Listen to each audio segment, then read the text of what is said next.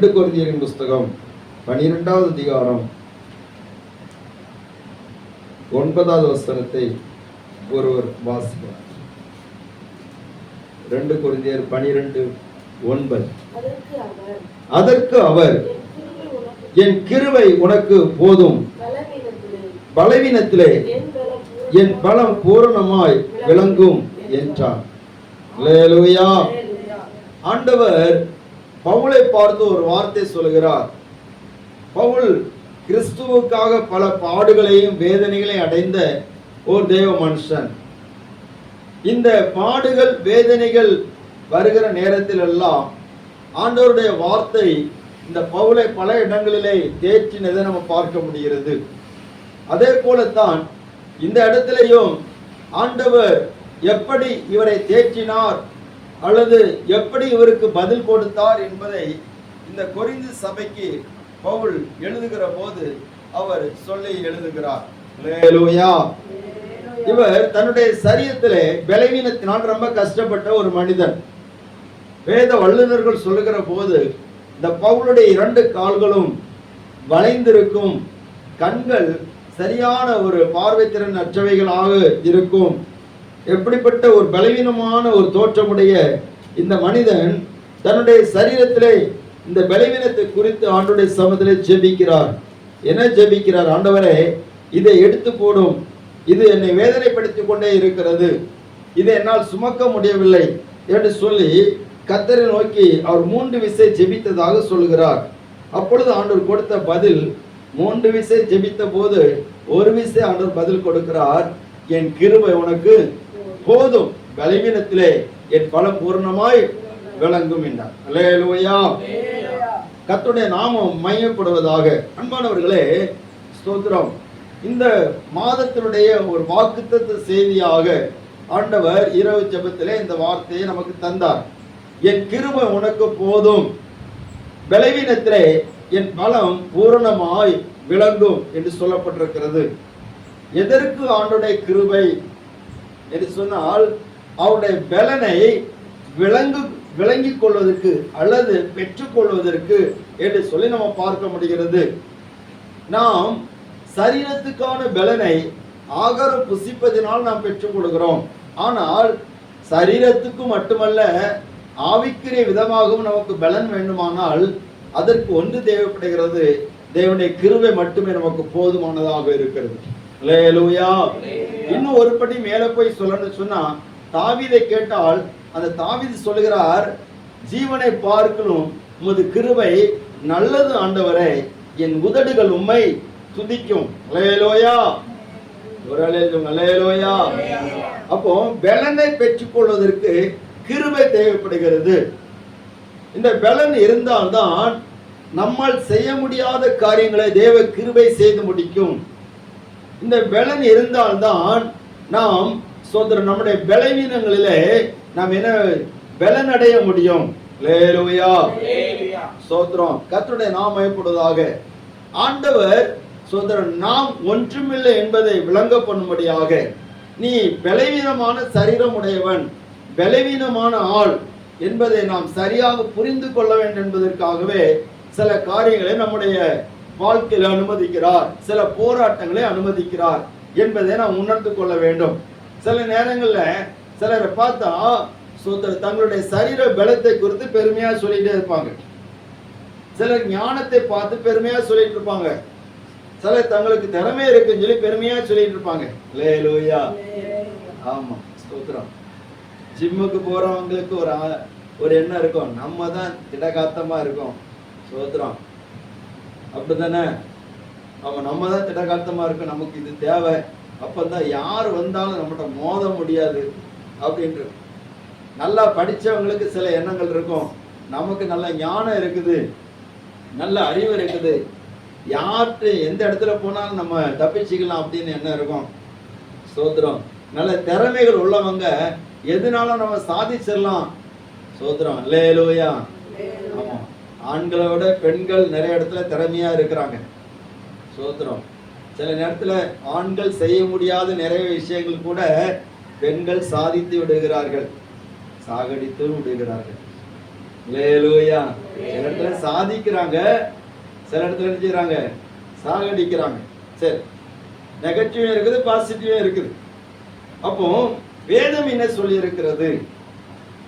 எரேமியா தீர்க்கதரிசன புஸ்தகம் 10வது அதிகாரத்திலே தேவன் என்ன சொல்லுகிறார்? எரேமியா தீர்க்கதரிசன புஸ்தகம்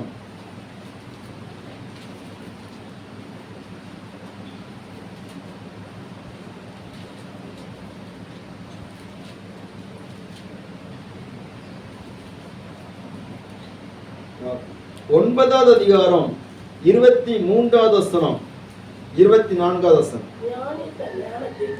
ஞானி தன் ஞானத்தை குறித்து மேன்மை பாராட்ட வேண்டாம், பராக்கிரமன் தன் பராக்கிரமத்தை குறித்து மேன்மை பாராட்ட வேண்டாம், ஐஸ்வர்யவான் தன் ஐஸ்வர்யத்தை குறித்து மேன்மை பாராட்ட வேண்டாம். மேன்மை பாராட்டுகிறவன் பூமியிலே கிருபையையும் நியாயத்தையும் நீதி செய்கிற கர்த்தர் நான் என்று என்னை அறிந்து உணர்ந்திருக்கிறதை குறித்து மேன்மை பாராட்ட. அல்லேலூயா. கர்த்தர் சொல்கிறார், எதை குறித்து மேன்மை பாராட்டணும்? பூமியில நியாயத்தையும் நீதியையும் செய்கிற கர்த்தர் அவரும் சொல்லி நம்ம அறிஞ்சிருந்தோம்னு சொன்னா அதை குறித்து மேன்மை பாராட்டணும். அல்லேலூயா. மேன்மை பாராட்டுகிறவன் எதை குறித்து மேன்மை பாராட்ட வேண்டும்? பராக்கிரமன் தன் பராக்கிரமத்தை குறித்து மேன்மை பாராட்டலாமா? ஞானி தன் ஞானத்தை குறித்து மேன்மை பாராட்டலாமா? ஐஸ்வர்யவான் பணம் படைத்தவன் தன்னுடைய பணத்தை குறித்து மேன்மை பாராட்டலாமா? ஒருவன் அப்படிதான் மேன்மை பாராட்டினான். அவனுக்கு அந்த வருஷம் நல்லா விளைந்திருந்தது. அவன் பார்த்தா இருக்கிறத ஏழைகளுக்கு கொடுக்கலான்னு அதுக்கு மனசு இல்லை. அவன் என்ன பண்ணான்னு சொன்னா, விளைச்சல இன்னும் ஒரு 7 களஞ்சி நினைச்சுதான் இடிச்சு ஒரு 7 களஞ்சியமா கட்டி சோத்திரம் நம்ம வச்சிருவோம். எத்தனை தலைமுறை வந்தாலும் அத்தனை தலைமுறைகளுக்கும் நம்ம கொடுக்கற மாதிரி வச்சுக்கலாம். அல்லேலூயா. ஒரு அல்லேலூயா தொங்க வைப்போம். சோத்திரம். நம்ம வீடுகள்ல ஜோக்கா ஒரு காரியம் சொல்ற பாருங்க. சோத்திரம். கல்யாண வீடுகள்ல மிச்சம்லாம் வளர்த்து தெரியுமா? அதெல்லாம் அந்த ஆகாரம் கெட்டு போகாம இருந்துன்னா அதை வச்சே நம்ம கொஞ்ச காலம் நினைச்சிருவோம், ஓட்டிடுவோம். அல்லேலூயா. அது எல்லாமே கெட்டு போகிறது. அதனால தான் அடுத்தால நம்ம வச்சிருக்கிறோம், அடுத்தால புதுசா பண்றோம். இல்லாட்டா அதை வச்சே ஓட்டிடுவோம். சோத்திரம். கர்த்தருடைய நாமம் எப்பொழுதாக நம்ம வீடுகள்ல இருக்கக்கூடிய ஆகாரம் அல்லது எதுவா இருந்தாலும் சரி ரொம்ப நாள் வச்சுக்கிட முடியாது. நம்ம ஒரு துணியை எடுத்து ரொம்ப நாள் அப்படி வச்சு பாருங்க பார்ப்போம். புதுசா இருக்குது, இதை யூஸ் பண்ணவே வேண்டாம், அப்படி வச்சு பாருங்க பார்ப்போம். 1 வருஷம் 2 வருஷம் அது பாட்டுக்கு இருக்கும், அது எங்கேயுமே ஓடாது. ஆனா எவ்வளவு குவாலிட்டியான துணியா இருந்தாலும் அதற்கு உள்ளேயும் பிரச்சனை வந்து விடுகிறது. அல்லேலூயா. ஏன்னா எதை குறித்து பெருமை பாராட்ட முடியல, எல்லாம் போயிருது. தங்கம் வெள்ளி வைரம் எல்லாமே நிச்சயது போயிருது. சோத்திரம். யாக்கோபு 5வது அதிகாரத்தில் இருக்குது, உங்கள் பொண்ணு என்ன செய்த துருப்பிடிச்சு போகுது. அல்லேலூயா. துருப்பிடிக்கிற பொருளுக்கு விலை கூடிட்டே இருக்கு. இன்னைக்கு காலையில் ஒரு நியூஸ் பார்த்தேன், இந்த வருஷத்துல 40,000 கூடி, 40,000 பக்கத்துல கூடி இந்த ஒரு வருஷத்துல. சோத்திரம். அல்லேலூயா. ஆமா, நம்ம இந்த விலையெல்லாம் சொல்லிட்டு இருக்க வேண்டாம். ஆனா என்னன்னா, யாரும் எதை குறித்து மேன்மை பாராட்டுறதுக்கு இடமில்லை, எல்லாமே அழிந்து போகக்கூடியது. ஸ்தோத்திரம். அதனால தான் ஆண்டவர் பவுலுக்கு சொல்கிறார், என் கிருபை உனக்கு போதும். உன்னுடைய சரீரத்துல பலவீனம் இருக்கு சொல்லி அதை பார்க்காத. பலவீனம் இருந்தாலும் உன்னை கொண்டு நான் என்ன செய்யணும்னு நினைக்கிறேன்னு அது எல்லாவற்றையும் செய்து முடிச்சிடும். அல்லேலூயா. அல்லேலூயா. கர்த்தருடைய நாமம் மகிமைப்படுவதாக. அருமையானவர்களே, ஸ்தோத்திரம். அப்போ நமக்கு பலன் தேவைப்படுகிறது. இன்னொரு வசனத்தை கூட வாசிங்க. 2 தெசலோனிக்கேயர் புஸ்தகம் 1வது அதிகாரம் 12வது வசனம்.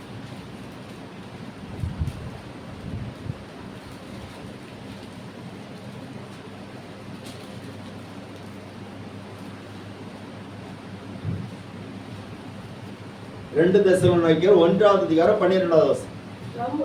நம்முடைய தேவன் உங்களை தமது அழைப்புக்கு பாத்திரராக்கவும் தமது தயவுள்ள சித்தம் முழுவதையும் விசுவாசத்தின் கிரியையும் பலமாய் உங்களுக்கு நிறைவேற்றவே வேண்டும் என்று எப்பொழுதும் அல்லேலூயா ஸ்தோத்திரம். நம்முடைய தேவன் உங்களை தமது அழைப்புக்கு பாத்திரராக்கணும். தமது தயவுள்ள சித்தம் முழுவதையும் விசுவாசத்தின் கிரியை பலமாய் உங்களிடத்துல நிறைவேற்றவும். பாருங்க, இந்த இடத்துல பார்க்கும்போது முதல்ல அழைப்புக்கு பாத்திரராக உங்களை மாற்றணும். இரண்டாவது, தமது தயவுள்ள சித்தம் முழுவதையும் விசுவாசத்தின் கிரியையும் பலமா உங்களிடத்தில் நிறைவேற்றணும். அப்படின்னா தயவுள்ள சித்தமும் நிறைவேறணும், விசுவாசத்தினால் உண்டாகிற கிரியையும் உங்களிடத்தில் எப்படி உருவாகணும்? பலமாய் நிறைவேறணும். அல்லேலூயா. அப்படின்னா நம்மளை கொண்டு ஆண்டவர் பலமான கிரியைகளை செய்யணும். தெசலோனிக்கே சபையை பார்த்து பவுல் எழுதுகிறார், இதுக்காண்டி நான் ஜெபம் பண்றேன். உங்க சபையெல்லாம் சாதாரணமான சபை கிடையாது. இந்த சபையார் மூலமாக பலமான விசுவாசத்தின் கிரியையில் வெளிப்படணும். சோத்திரம். இது சொந்த திறமையினால் ஆகாது. அல்லேலூயா. சொந்த திறமையினால் ஆகாது. இது செய்வதற்கு என்ன தேவைன்னா தேவ கிருபை தேவைப்படுகிறது. அடுத்த நீங்க பாத்தீங்கன்னா ஸ்தோத்திரம் 2 தீமோத்தேயு 2வது அதிகாரம் 1 வசனம். மேலும் ஆகையால் என் குமாரனே கிறிஸ்து இயேசுவுள்ள கிருபையில் பலப்படு. இங்க சொல்லுகிறாரு, நீ கிறிஸ்து இயேசுவுள்ள கிருபையில பலப்படு. அப்ப நம்ம கிருபையில பலப்பட வேண்டும். ஸ்தோத்திரம். அல்லேலூயா. கிருபையில பலப்படுகிற போதுதான் அவருடைய பலனை நாம் பார்க்க முடியும். அவருடைய பலத்தை நம்ம பார்க்க முடியும். ஸ்தோத்திரம். வேதத்துல பார்க்கும்போது அவர்களோடு இருப்பது மாம்ச புயம், நம்மோடு கூட இருந்து நமக்காக யுத்தம் பண்ணுகிறவர் நம்முடைய தேவனாகிய கர்த்தர் தானே. அல்லேலூயா. மாம்ச பலம், மாம்ச புயம் அது ஒன்றுக்கும் உதவாது. மாமிசம் பலவீனம் உள்ளதுன்னு சொல்லி ஆண்டவர் சொல்லி இருக்கிறார். மாமிச பலவீனத்தை நாம் பெரிதாக எண்ணி ஆவின் பலனை நாம் இழந்து விடக்கூடாது. கிருபையின் பலனை நாம் இழந்து விடக்கூடாது. அப்படியானால் தேவனால் வருகிற பலன் நமக்கு எதற்கு கொடுக்கப்படுகிறது என்பதை தான் இந்த நாளில் நம்ம தியானிக்க போகிறோம். அல்லேலூயா. பவுலுக்கு ஆண்டவர் சொல்கிறார், என் கிருபை உனக்கு போதும், பலவீனத்தில் என் பலம் பூர்ணமா விளங்கு சொல்கிறார். எதற்கு ஆண்டவர் தம்முடைய பலன் போதும், தன்னுடைய பலன் உன்னிடத்துல விளங்குன்னு சொல்கிறார்னா, சில காரியங்கள் இருக்கிறது. தேவ பிள்ளைகளுக்கு ஏன் ஆண்டோடைய பலன் தேவை என்று சொல்லி நம்ம பார்க்க போகிறோம். அல்லேலூயா. ஸ்தோத்திரம். வாசிங்க 1 கொரிந்தியர் 1வது அதிகாரம் 18வது வசனம்.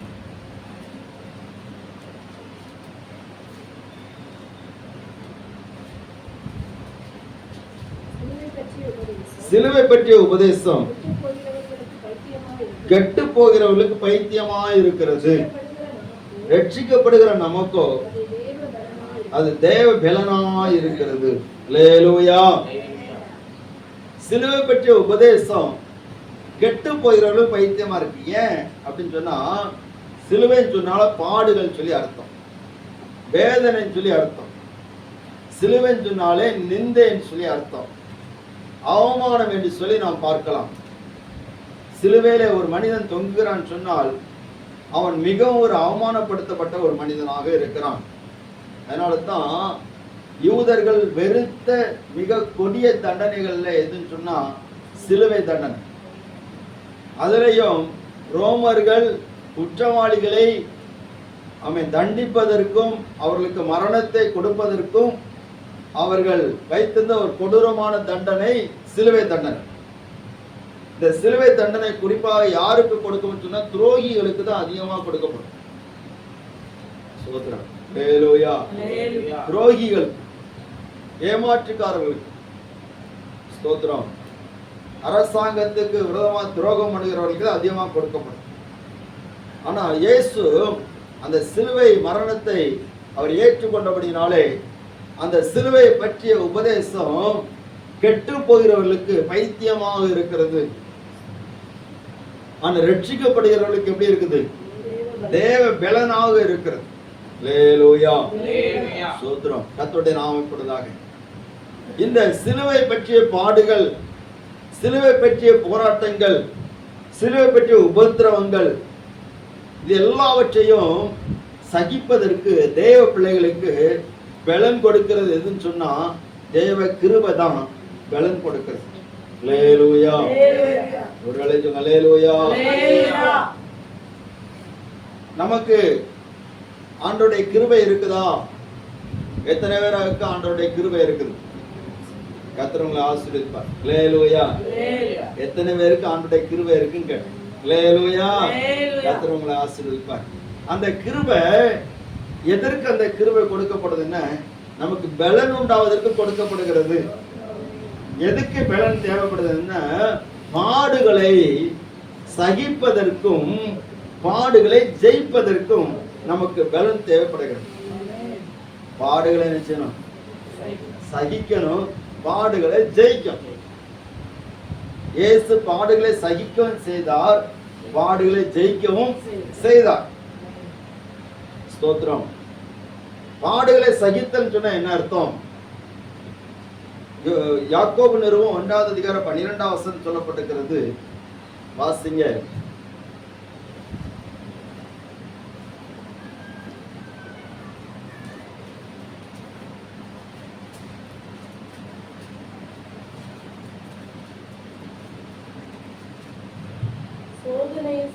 சோதனை சகிக்கிற மனுஷன் பாக்கியவான், அவன் உத்தமன் என்று விளங்கின பின்பு கர்த்தர் தம்மிடத்தில் அன்பு கூறுகிறவர்களுக்கு வாக்குத்தத்தம் பண்ணின ஜீவ கிரீடத்தை பெறுவான். அல்லேலூயா. கவனிங்க, சோதனை சகிக்கிற மனுஷன் பாக்கியவான். சோதனை சொன்னா இது பாடுகள், உபத்திரவம். இயேசு சொன்னார், உலகத்திலே உங்களுக்கு உபத்திரவம் உண்டு, ஆனாலும் என்ன செய்யுங்க?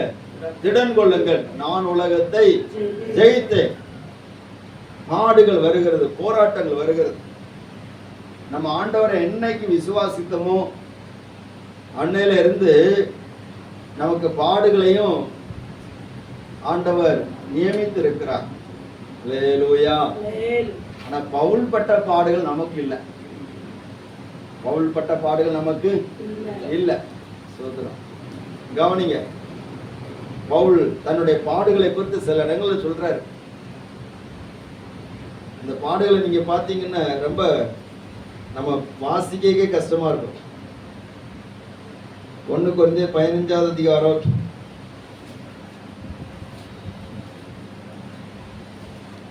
32வது வசனத்தில் வாசி.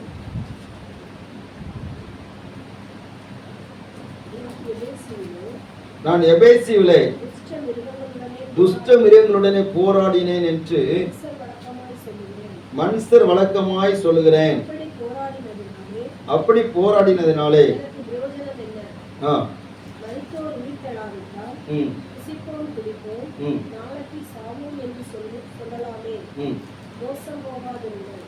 இன்னொரு வசனத்தை வாசிக்கலாம்.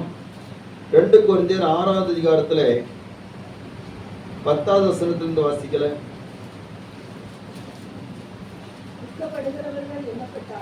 துக்கப்படுகிறவர்கள் எண்ணப்பட்டாலும் எப்பொழுதும் சந்தோஷப்படுகிறவர்களாகவும், தரித்திரர் எண்ணப்பட்டாலும் அநேகர் ஐஸ்வர்யவான்களாகவும்,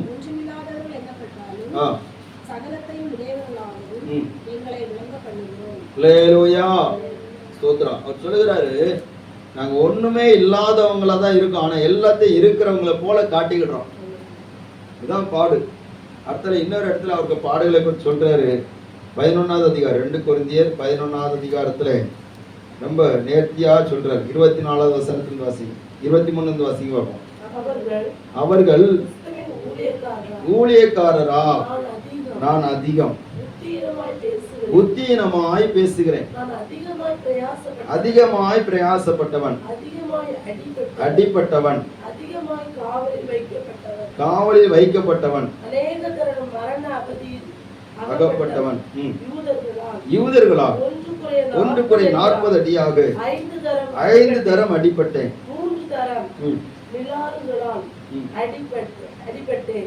1 தரம் கல்லறை உண்டு. 3 தரம் கப்பல் சேதத்தில் இருந்தேன்.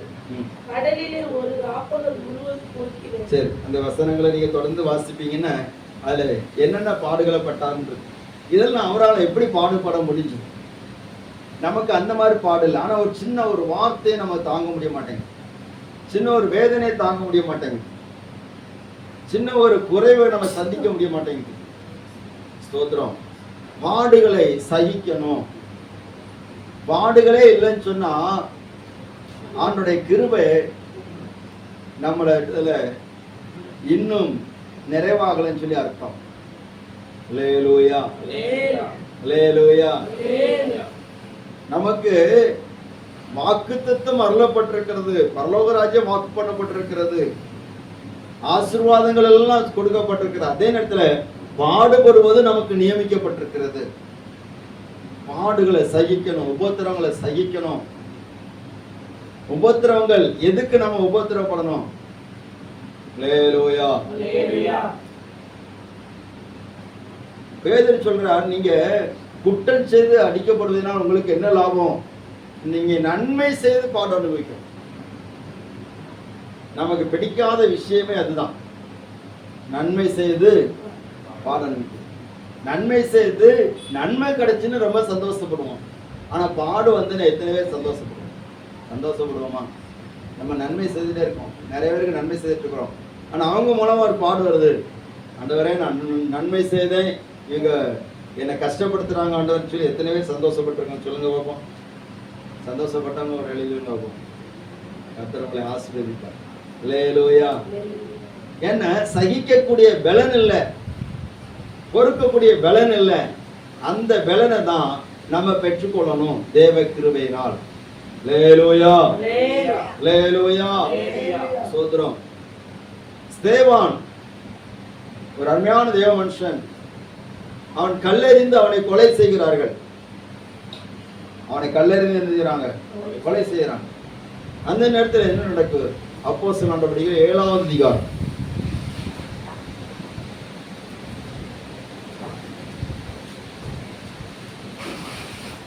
59-60 வாசிங்க.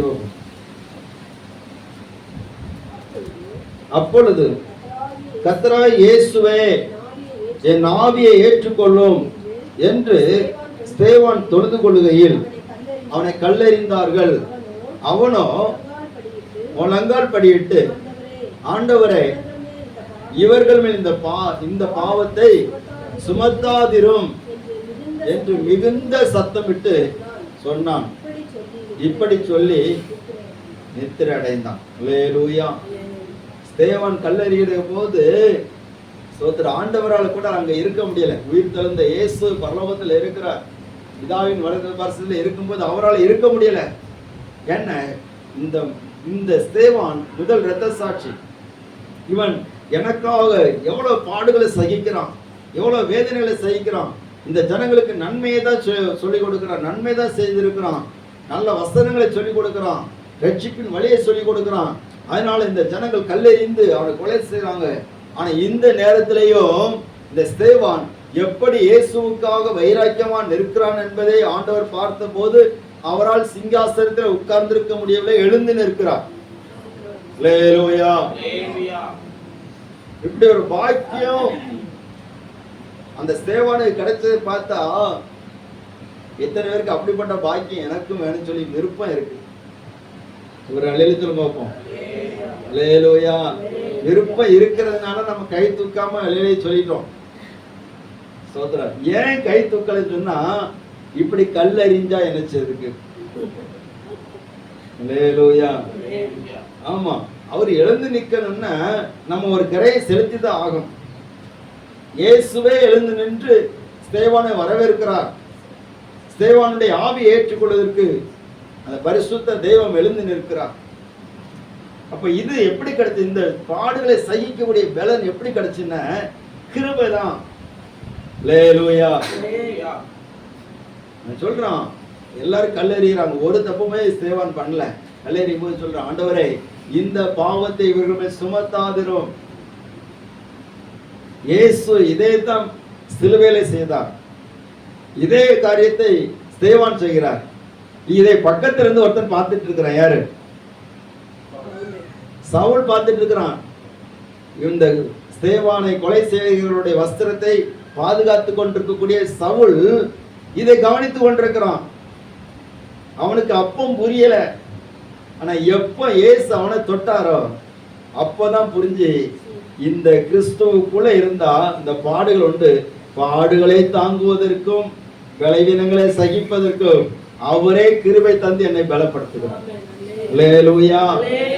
அப்போ ஸ்தோத்திரம். அன்பானவர்களே, ஏன் பாடுகள் வருதுன்னு சொன்னா, ஒண்ணு நம்மளை பரிசுத்தமாக்குறது, அடுத்த இன்னொன்னு அந்த பாடுகள் தான் நம்மளை ஜெயிக்க வைக்குது.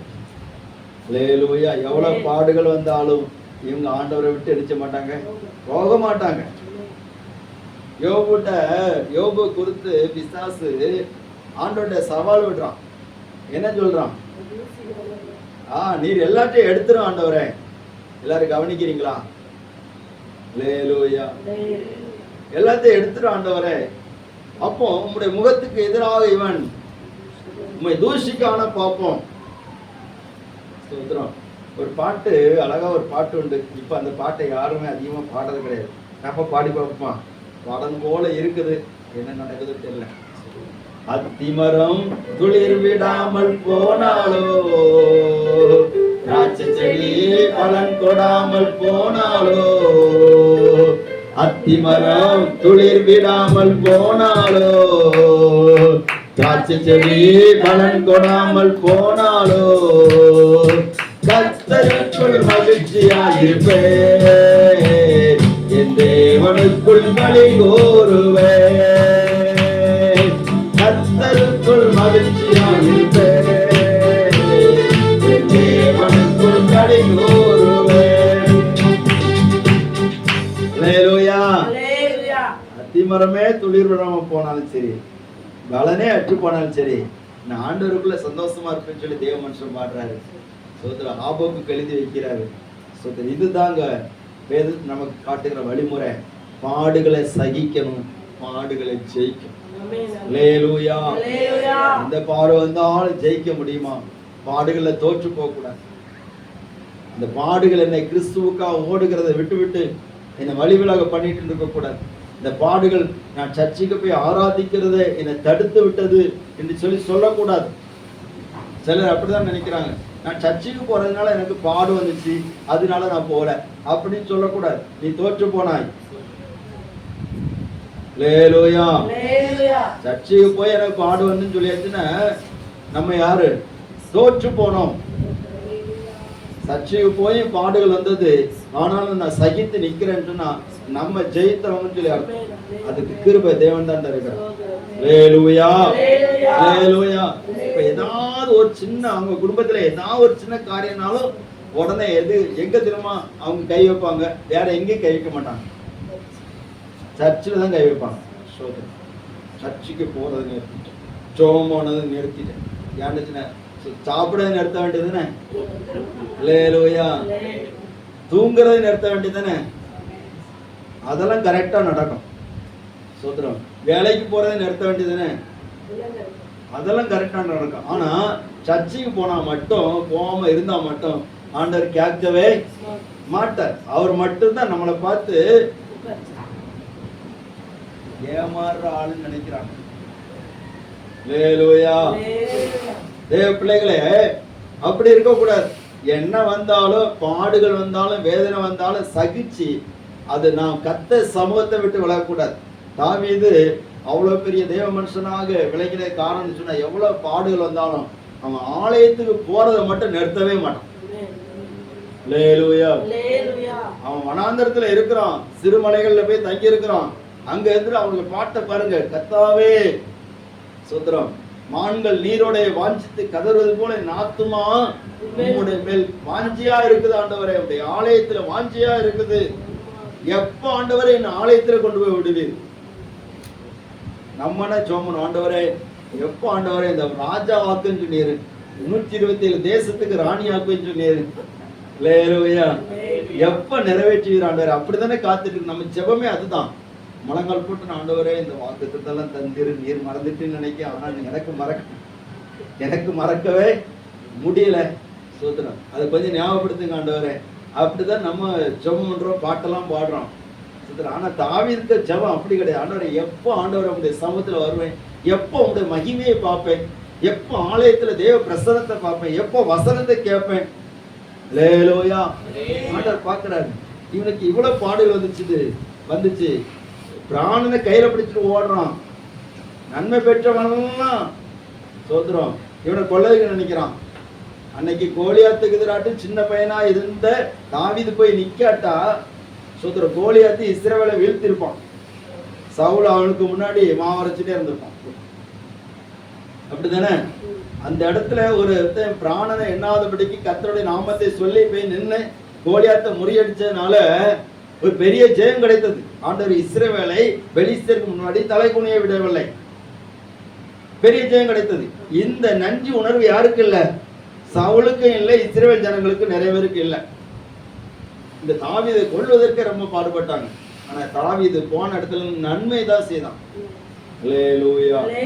நாடுகளை சகிப்பதற்கு ஒரு பலன் வேணும். அதனாலதான் 86ஆம் சங்கீதத்துல சொல்கிறான், ஆண்டவரே நீர் என் மேல் பாராட்டு நம்முடைய கிருபை பெரியது, தாழ்ந்த பாதாளத்துக்கு என்னோட ஆத்மாவை தப்புவித்து. கவனிங்க, தாழ்ந்த பாதாளத்துக்கு நம்ம தப்பு வைக்கணும் சொன்னா கிறிஸ்துவ நிமித்தம் வருகிற பாடுகளை நம்ம சகிக்கணும், சாட்சியாக வாழணும்.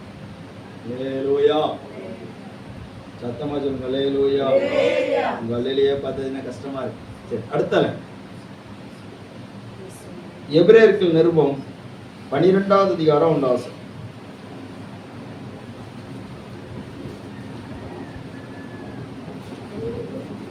12:1. ஆகையால் மேகம் போன்ற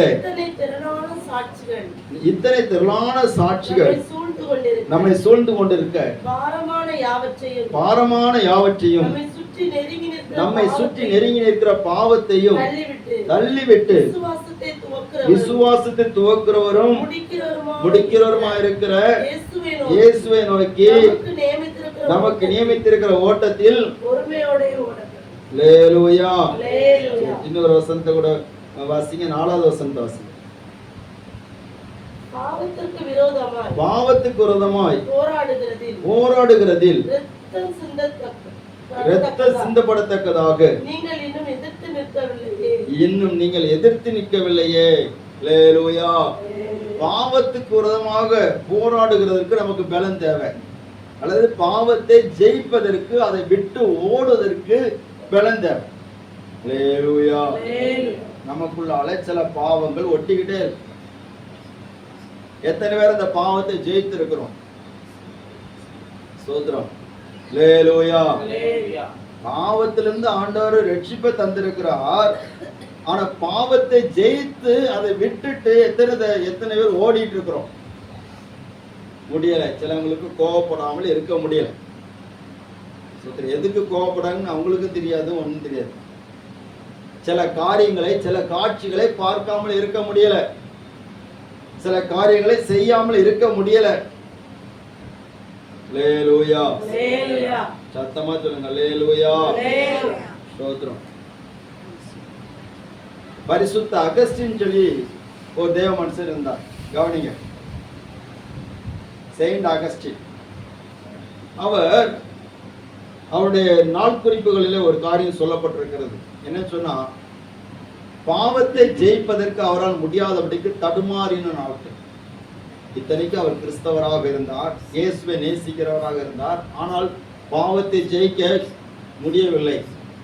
எதை பார்த்தால் அசுத்தமான கண்களோடு பார்த்தார், அசுத்தமானதை சிந்தித்துக் கொண்டிருந்தார். ஒவ்வொரு நாளும் இப்படிப்பட்ட பாவத்தின் காரியங்கள் அவரை ரொம்ப கஷ்டப்படுத்தி கொண்டிருந்தது. செபித்தார், ஆண்டவரே இந்த பாவத்தை ஜெயிக்க என்னால முடியல. ஒரு நாள் வசனங்களை வாசித்துக் கொண்டிருந்தார். சில வார்த்தைகள் அவரோடு பேசினது. அவனுடைய சமுதிரம் உறுதியா இருந்து ஜெபிக்க ஆரம்பித்தார். தேவ பலன் அவருக்குள்ள இறங்கினது. அவர் பாவங்களை ஜெயிக்கிற ஒரு மனுஷனாக இருந்தார். ஸ்தோத்திரம். சரித்திரம் அவருக்கு என்ன பெயர் சூட்டினு சொன்னால் பரிசுத்த அகஸ்டின் என்கிற பெயர் அவருக்கு. ஹல்லேலூயா. செயின்ட் அகஸ்டின் சொல்லி பெயர் கொடுக்கப்பட்டது. அந்த அளவுக்கு தன்னை பரிசுத்தமாக காத்து கொண்ட, பரிசுத்தமாக காண்பித்த ஒரு தேவ மனுஷனாக இருக்கிறார். அப்போ பாவம் அநேக நேரத்துல நம்மை தேவனை விட்டு பிரிக்கிறது. அதை ஜெயிப்பதற்கு, அதை விட்டு ஓடதுக்கு பலனான். வெறுமையை விட்டு ஓடக்கு பலனான். அசுத்தத்தை விட்டு ஓடக்கு பலனான். யோசேப்புக்கு இருந்துச்சு. யோசேப்புக்கு என்ன இருந்துச்சு? பலன் இருந்துச்சு. பாவத்தை விட்டு ஓடதுக்கு பலன். சில விஷயங்களை விட்டுட்டு ஓடதுக்கு பலனான். ஹல்லேலூயா. இருக்குதா? சண்டை வருதா? சண்டையை விட்டுட்டு ஓடுறதுக்கு நின்று பார்ப்போம்னு சொல்லிட்டுனா அது பிரச்சனை. வாக்குவாதம் வருதா? அதை விட்டுட்டு ஓடுறதுக்கு பலனான். ஹல்லேலூயா. ஸ்தோத்திரம். யாக்கோபு நிருபம் 1வது அதிகாரம் 15வது வசனத்துல யாக்கோபு சொல்றாரு பாருங்க.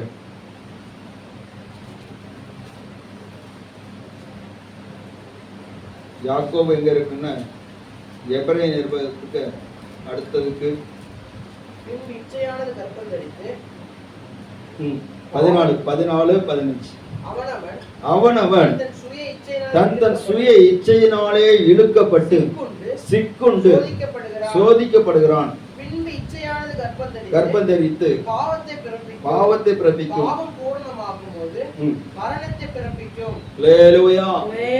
தன் சுய இச்சையினாலே இழுக்கப்படுகிறான். பாவத்தை கொண்டு வந்துதான் மனுஷனை விசாசனிச்சுதான் இழுத்துனான். அப்ப அந்த இச்சை, ஸ்தோத்திரம், அவன் தன் சுய இச்சையினால இழுக்கப்பட்டு சிக்குண்டு சோதிக்கப்படுகிறான். அப்ப இழுக்கும், நம்ம அதை ஜெயிக்கணும். ஹல்லேலூயா. சில ஆசைகள், சில விருப்பங்கள் நம்மள நிச்சயம் இழுக்கும். ஆனா நம்ம என்ன செய்யணும்? ஜெயிக்கணும். ஸ்தோத்திரம். கவனிங்க, இன்னொரு காட்சி சொல்றேன். நமக்குள்ளாலே சில இச்சைகள் இருக்கும்.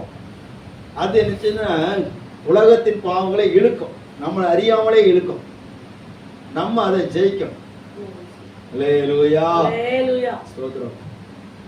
அதனால தான் பாவத்தை ஜெயிக்கிறதுக்கு பலன் எங்க இருந்து வருதுன்னா தேவ கிருபையில இருந்து வருது. பாவத்தை ஜெயிக்க பலன் தேவ கிருபையில இருந்து வருகிறது. தீமோத்தேயுக்கு பவுல் ஆலோசனை சொல்லுகிற போது சொல்கிறார், கிறிஸ்து இயேசுக்குள்ளான கிருபையில செய், பலப்படு.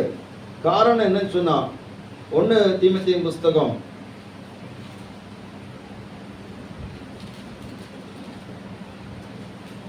4வது அதிகாரம் 12வது வசனம்.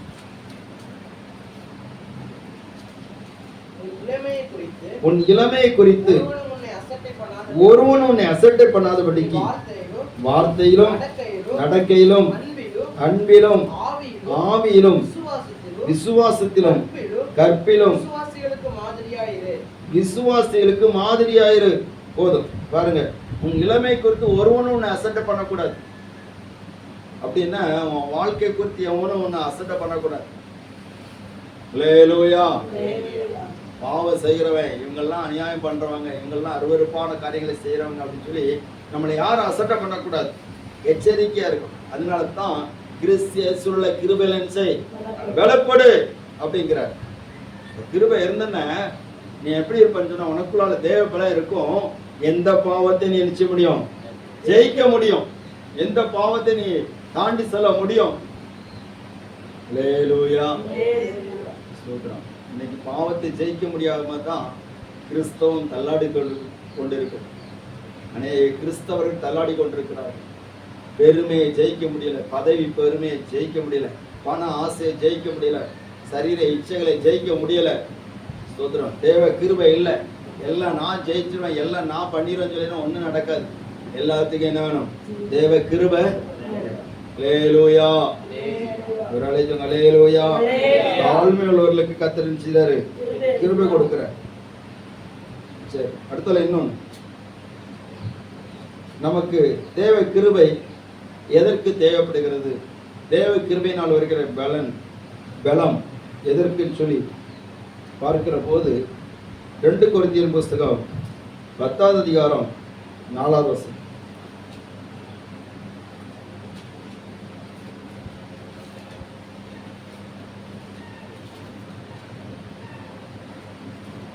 ரெண்டு கொரிந்தியர் 10:4.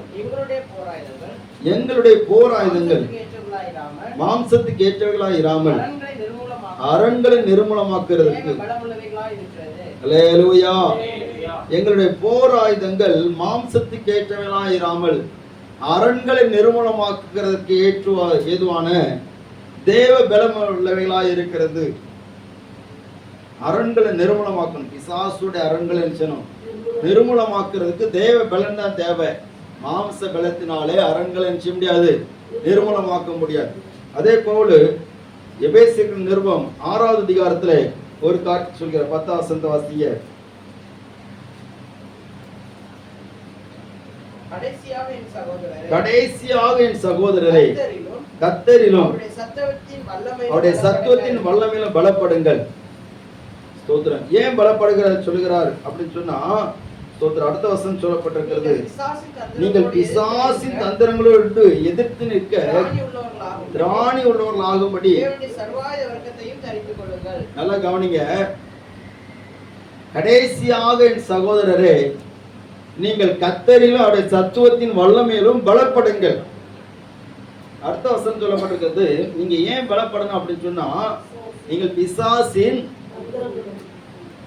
நல்லா கவனிங்க, அந்த வார்த்தை நல்லா கவனிக்கும், பிசாசின் தந்திரங்களோடு. தந்திரம்னா என்ன? தந்திரம்னா என்ன? பிசாசின் பலத்தோடுன்னு சொன்னா நமக்கு புரியும். தந்திரம்னா என்ன? ஏமாத்து. அல்லேலூயா. கவனிங்க, பிசாசுக்கும் சில பலம் இருக்குது. ஆனா அவனுக்கு பலத்தை விட எதா இருக்குன்னா தந்திரம் தான் அதிகமா இருக்கு. அல்லேலூயா. சோதரம். ஆண்டவர் சொல்கிறார் பலவான் சொல்லி அவனை குறித்து சொல்கிறார். பலவான் தன்னுடைய ஆயுதத்தை தரித்து கொண்டிருக்கிறான். ஆனா அவன் தேவனுக்கு முன்பாக பலவான் கிடையாது, தேவ ஜனத்துக்கு முன்னாடியும் பலவான் கிடையாது. கர்த்தரால் மீட்கப்பட்டவர்களுக்கு முன்னாடியும் பிசாசு பலவான் கிடையாது. அதனால தான் அவன் என்ன பண்றான்னா தந்திரம். அல்லேலூயா. கவனிங்க, யானை பிடிக்க பலத்தோடு போராடுவாங்களா, தந்திரமா போராடுவாங்க? தந்திரமா தான் செயல்படுவாங்க. ஏன்னா யானை நம்மளை விட பலசாலி, சிங்கம் நம்மளை விட பலம், காட்டு மிருகங்கள் நம்மளை விட பலசாலி. அதனால அதை பிடிக்கிறதுக்கு எதை தான் பயன்படுத்துவாங்க? எல்லாரும் சொல்லுங்க பார்ப்போம். தந்திரத்தை தான் பயன்படுத்துவாங்க. அதனால தான் பவுல் சொல்கிறாரு, பிசாசின் தந்திரங்களோடு எதிர்த்து நிற்க திராணி உள்ளவர்களாகும்படி வழக்கங்களை தரித்து கொண்டு. பிசாசின் தந்திரம், அவன் தந்திரமா செயல்படுவான்.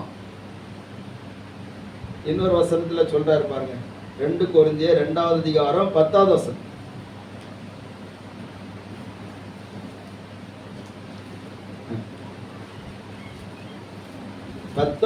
வாசிங்க. எவனுக்கு மன்னிக்கிறீர்களோ நானும் மன்னித்திருக்கிறேன். மேலும்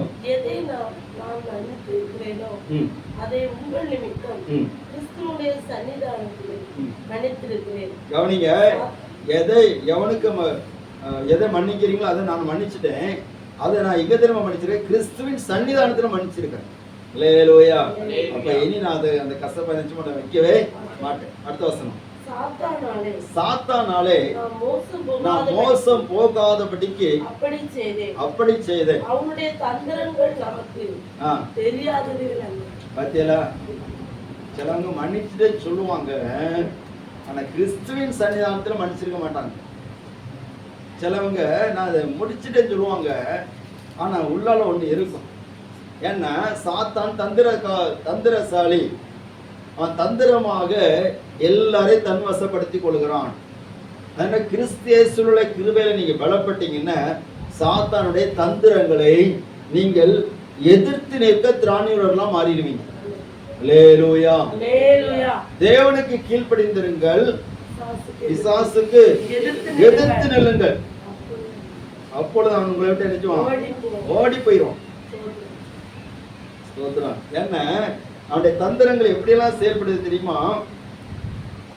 துரைத்தனங்களோடும் அதிகாரங்களோடும் பிரபஞ்சத்தின் அந்தகார லோகாதிபதிகளோடும் வான மண்டலங்களோடும் பொல்லாதவருடைய சேனைகளோடும் நமக்கு போராட்டம் உண்டு.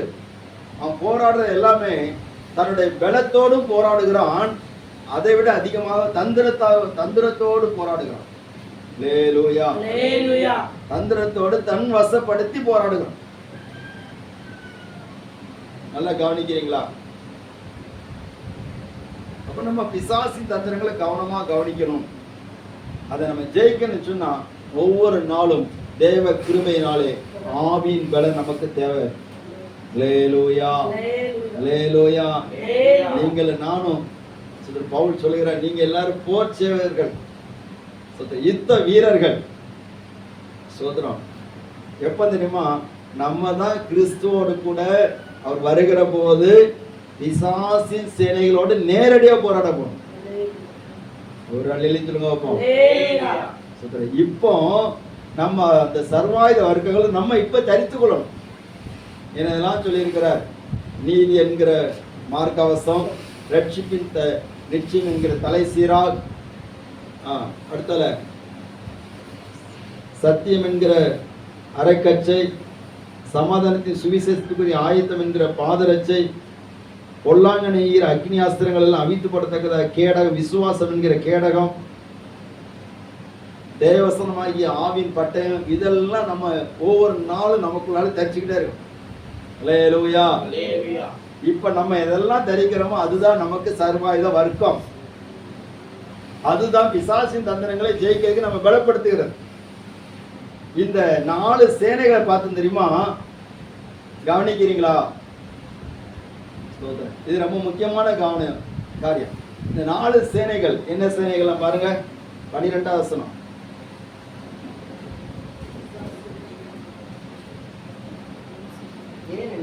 ஏனெனில் மாம்சத்தோடு இரத்தத்தோடும் அல்ல, துரைத்தனங்களோடும் அதிகாரங்களோடும் இப்பிரபஞ்சத்தின் அந்தகார லோகாதிபதிகளோடும் வான மண்டலங்களில் உள்ள பொல்லாத ஆவிகளின் சேனைகளோடும் போராட்டம் நடக்கும் சொன்னாரா? உண்டுன்னு சொன்னாரா? உண்டுன்னா என்ன அர்த்தம்? உண்டு, போராட்டம் உண்டு அப்படின்னு சொன்னா சொல்றாங்க. நிகழ்காலத்தை குறிக்குதா எதிர்காலத்தை குறிக்குதா? அல்லேலூயா. கொஞ்சம் யோசிக்கும், கவனிங்க. போராட்டம் உண்டு. அடுத்த வசனம்.